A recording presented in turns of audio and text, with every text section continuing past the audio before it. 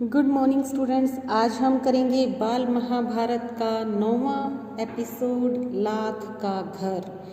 तो देखें, भीमसेन का शरीर बल और अर्जुन की युद्ध कुशलता देखकर दुर्योधन की जलन दिन पर दिन बढ़ती जा रही थी और वह पांडवों के नाश का कारण सोचने लगा। और इसमें इसके सलाहकार कौन कौन बने? शकुनी और कर्ण।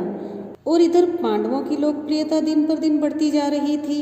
अब धृतराष्ट्र तो जन्म से ही अंधे थे, इस कारण उनके छोटे भाई पांडु ही सिंहासन पर बैठे थे और उनकी अकाल मृत्यु हो जाने और पांडवों के बालक होने के कारण कुछ समय के लिए धृतराष्ट्र ने ही राजकाज संभाला था।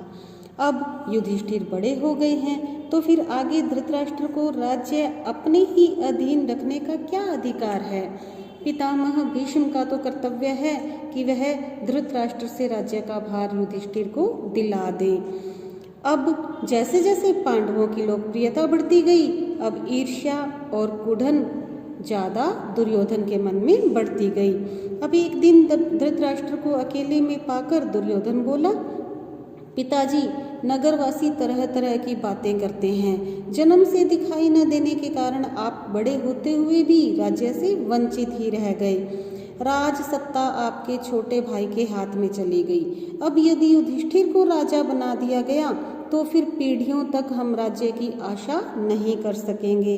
पिताजी, हमसे तो यह अपमान नहीं सहा जाएगा। अब ये सुनकर धृतराष्ट्र सोच में पड़ गए। बोले, बेटा, तुम्हारा कहना ठीक है, लेकिन युधिष्ठिर के विरुद्ध कुछ भी तो कठिन है, कुछ करना भी तो कठिन है। युधिष्ठिर धर्मानुसार चलता है, सबसे समान स्नेह करता है, अपने पिता के समान ही गुणवान है, तो प्रजाजन भी उन्हें बहुत चाहते हैं। यह सुनकर दुर्योधन बोला, पिताजी, आपको और कुछ नहीं करना है, सिर्फ पांडवों को किसी न किसी बहाने वारणावत के मेले में भेज दीजिए। मैं आपको विश्वास दिलाता हूँ, इतनी सी बात से हमारा कुछ भी बिगाड़ नहीं होगा। इस बीच अपने पिता पर और अधिक दबाव डालने के इरादे से दुर्योधन ने कुछ कूटनीतिज्ञों को अपने पक्ष में मिला लिया। वे बारी बारी से धृतराष्ट्र के पास जाकर पांडवों के विरुद्ध उन्हें उकसाने लगे। इनमें कर्णिक नाम का एक ब्राह्मण मुख्य था, जो शकुनी का मंत्री था। उसने धृतराष्ट्र को राजनीतिक चालों का भेद बताते हुए अनेक उदाहरणों एवं प्रमाणों से अपनी दलीलों की पुष्टि की। अंत में बोला, राजन, जो ऐश्वर्यवान है वही संसार में श्रेष्ठ माना जाता है। यह बात ठीक है कि पांडव आपके भतीजे हैं, परंतु वे बड़े शक्ति संपन्न भी हैं। इस कारण अभी से चौकन्ने हो जाइए। आप पांडु पुत्रों से अपनी रक्षा कर लीजिए, वरना पीछे पछताएंगे। कर्ण की बातों पर धृतराष्ट्र विचार कर रहे थे कि दुर्योधन ने आकर कहा, पिताजी, अगर किसी तरह पांडवों को समझाकर वारणावत भेज दें तो नगर और राज्य पर हमारा शासन पक्का हो जाएगा। फिर पांडव बड़ी खुशी से लौट सकते हैं और हमें उनसे कोई खतरा भी नहीं रहेगा। दुर्योधन और उसके साथी धृतराष्ट्र को रात दिन इसी तरह पांडवों के विरुद्ध कुछ न कुछ कहते सुनाते रहते और उन पर अपना दबाव डालते रहते थे।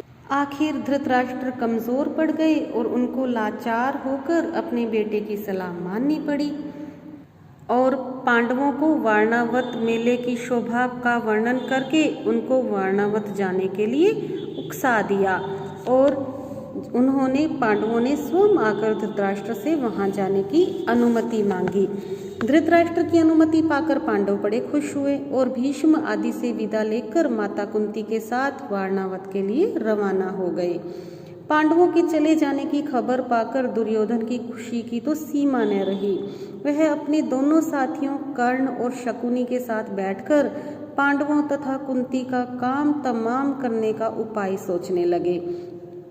उसने अपने मंत्री पुरोचन को बुलाकर गुप्त रूप से सलाह दी और एक योजना बनाई। पुरोचन ने यह काम पूर्ण सफलता के साथ पूरा करने का वचन दिया और तुरंत वारणावत के लिए रवाना हो गया।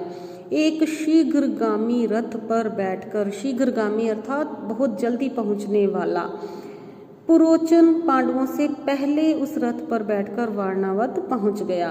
वहां जाकर उसने पांडवों के ठहरने के लिए सन, घी, मोम, तेल, लाख, चर्बी, ये जो आदि सभी चीज़ें थी, इनसे एक सुंदर भवन बनाया।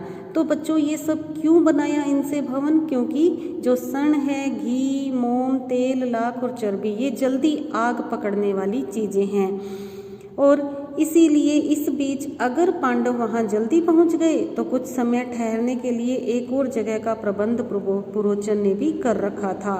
दुर्योधन की योजना यही थी कि कुछ दिनों तक पांडवों को लाख के भवन में आराम से रहने दिया जाए और जब वे पूरी तरह से निश्चिंत हो जाएं, तब रात में भवन में आग लगा दी जाए, जिससे पांडव तो जलकर भस्म हो जाएं और कौरवों पर भी कोई दोष नहीं लगे। तो ये ऐसे थे दुर्योधन की कुचालें, जो कि खुद के बर्बादी का ही कारण बनी। तो लाख के घर से पांडव कैसे बचे, मिलेंगे अगली एपिसोड में। बने रहिए मेरे साथ। Thank you. Have a nice day.